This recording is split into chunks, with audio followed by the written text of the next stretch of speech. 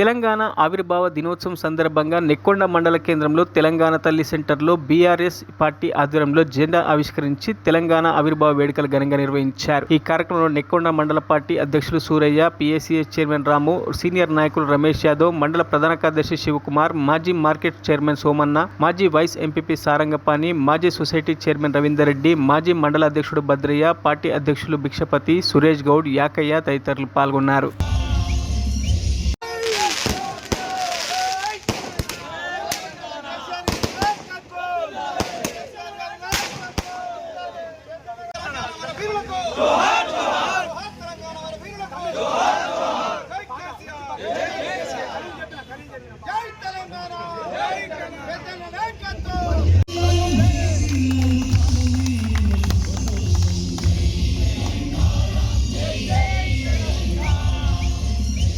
మరిన్ని అప్డేట్స్ కోసం మా ఛానల్ని సబ్స్క్రైబ్ చేయండి.